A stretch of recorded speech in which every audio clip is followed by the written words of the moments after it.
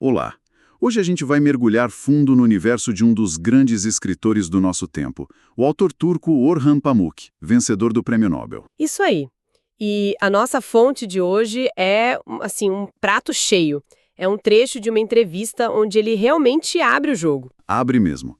Ele fala sobre o processo criativo dele, sobre essa relação com o público e, o que eu acho mais fascinante, sobre o poder de criar a partir das margens, sabe?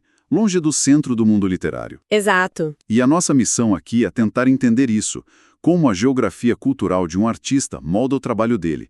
E, no fim das contas, para quem um autor global como ele realmente escreve. Bom, e já é bom a gente começar lembrando que o Pamuk não é só um romancista, né? Não mesmo. Ele é um pensador.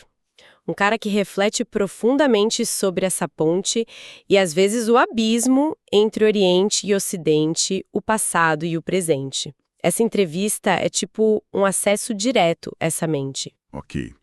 Então vamos desvendar isso. O primeiro ponto que ele traz, e que já chega com os dois pés no peito, é uma ideia inspirada em outro gênio, o argentino Jorge Luis Borges. Ah, essa ideia é fantástica. É a noção de que estar fora do centro cultural europeu, estar, digamos, na periferia, pode te dar uma liberdade que quem está lá no meio não tem. Isso é bem contraintuitivo, né? Totalmente. Quer dizer que o isolamento pode ser bom para a arte? Parece estranho. Exato. Mas a lógica dele é muito poderosa. Pensa assim, se você está em Paris nos anos 20, você sente o peso da tradição, a pressão dos críticos, a necessidade de ser aceito por aquele establishment. Tenho medo de errar, de não ser aceito. Isso, um medo de ser ridicularizado. Agora, se você está na periferia, você meio que já assume que ninguém no centro vai te dar muita bola de qualquer jeito.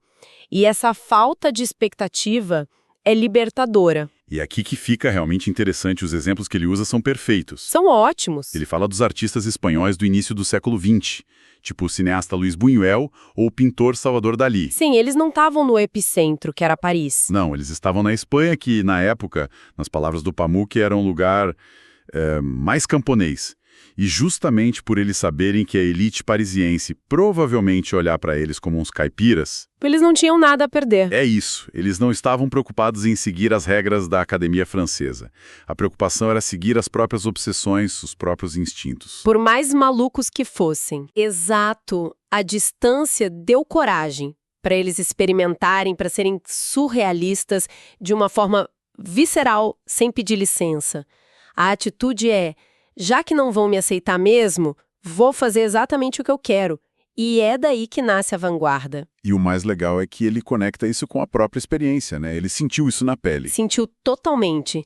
Ele conta que lá nos anos 80, 90, quando eu estava escrevendo livros como O Livro Negro, que é uma obra super densa, complexa. Labiríntica. Isso, labiríntica. Ele se sentia muito experimental, mas ele não sentia medo. A mentalidade dele era tipo, quer saber... que se importa? Eu tenho meu público aqui. Eu tenho meu pequeno público aqui na Turquia. As pessoas que leram meus livros anteriores vão ler este. Ele não estava pensando se um editor em Nova York ia entender. Essa preocupação global simplesmente não existia.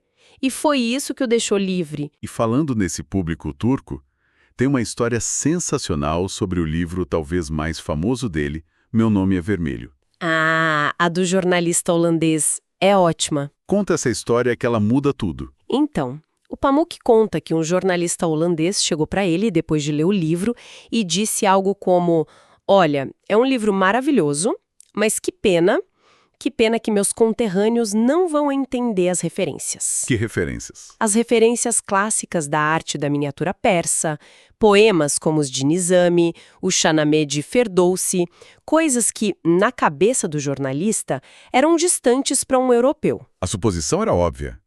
Nós, europeus, não vamos pegar essas nuances, mas vocês, turcos, cresceram com isso, tá no sangue de vocês. Exatamente. E aí vem o nocaute do Pamuk. Ele vira pro cara e responde com toda a calma: não, os turcos também não conhecem.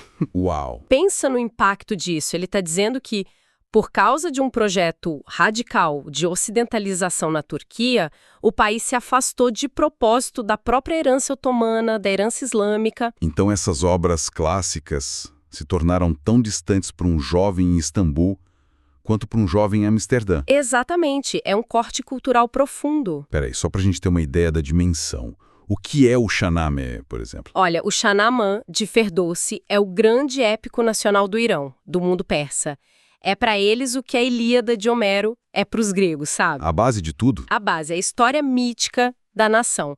Então, quando o Pamuk diz que o povo dele esqueceu isso, é como se um italiano dissesse que nunca ouviu falar de Dante. Caramba.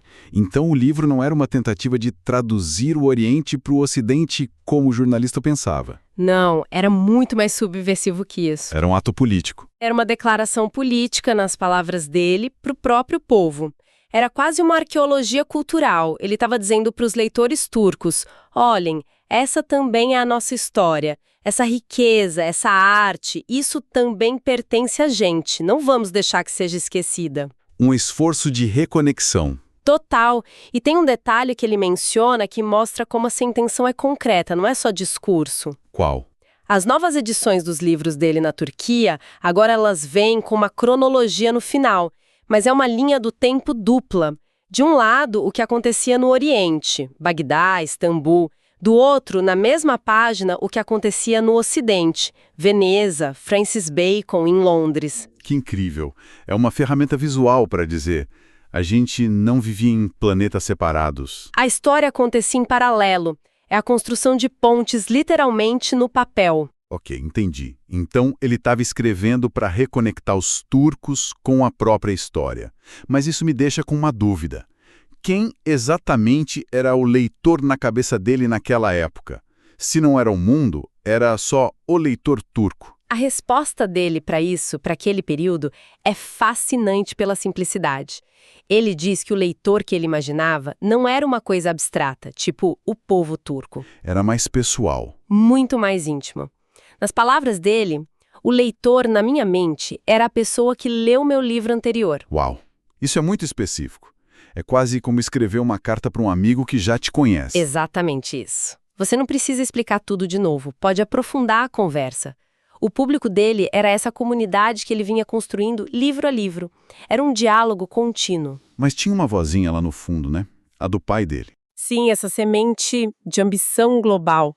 Ele conta que o pai o aconselhou. Filho, não escreva apenas para leitores turcos. Então a ideia já estava lá.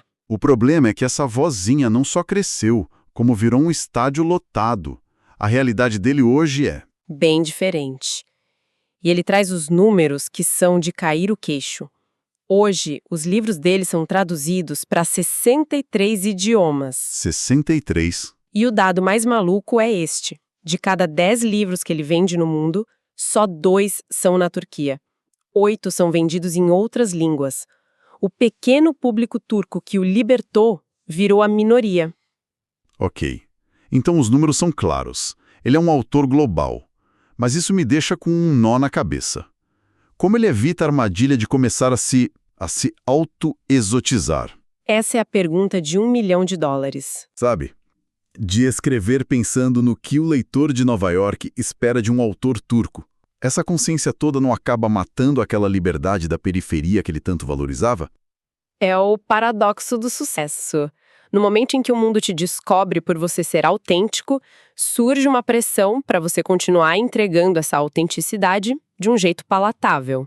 Então, como ele lida com isso? A resposta dele é a grande virada da conversa. Ele diz que, apesar de tudo, essa consciência global, na verdade, não muda a escrita dele. Como não? O truque, segundo ele, é que ele manipula a resposta para a pergunta: para quem você está escrevendo? Ele se recusa a ter uma resposta fixa. Como assim manipula? Ele mente para si mesmo? É mais como se ele se recusasse a se deixar aprisionar por uma identidade de leitor. Ele acha que essa ideia de um escritor que senta e pensa, ok, hoje vou escrever para o mercado alemão. É uma fantasia. É uma fantasia, uma simplificação que ignora a bagunça, a complexidade e o esforço que é criar um romance. E ele dá algum exemplo concreto de como funciona essa manipulação? Sim, e é a parte mais poética da entrevista. Ele abre a caixa de ferramentas da mente dele e mostra os leitores imaginários que ele convoca. E a lista é incrível. Qual é a lista? Ele diz, e eu cito, Às vezes escrevo para uma namorada, às vezes escrevo para minha filha, às vezes escrevo para a nação, às vezes escrevo para o mundo, às vezes escrevo para satisfazer meus caprichos. Que lista! Vai do super íntimo, a filha, a namorada, até o mais abstrato, a nação, o mundo, e termina no mais egoísta, meus caprichos. E essa é a chave de tudo. O leitor ideal não é um alvo de marketing, é um conceito fluido, psicológico, uma musa que ele troca de roupa conforme a necessidade do texto. Então um dia ele precisa da ternura de escrever para a filha. Lucas sem se preocupar com ninguém. A escrita para ele não é um ato de comunicação com um destino certo. É uma exploração interna. Exato, que usa diferentes interlocutores imaginários como guias. Então, amarrando as ideias que a gente tirou dessa conversa.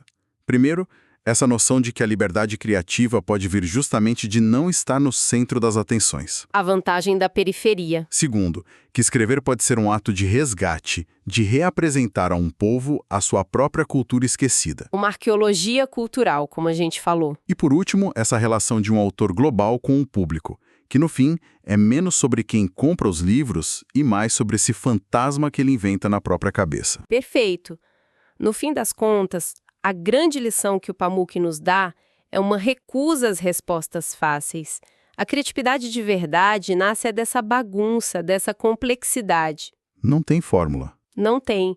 Seja navegando entre Oriente e Ocidente, seja conectando passado e presente, ou seja, dialogando com o leitor que talvez seja mais real dentro da cabeça do autor do que do lado de fora. Fico pensando aqui. Se um artista genial como ele não cria para um público fixo, mas para um ideal que ele mesmo inventa e reinventa a cada dia para suprir uma necessidade interna, Sim. será que nós, como público, não deveríamos fazer o mesmo? Abordar a arte de forma mais aberta? Talvez o objetivo não seja tentar adivinhar para quem essa obra foi feita, mas simplesmente deixar que a obra fale com a gente e encontre um significado único e inesperado dentro de nós?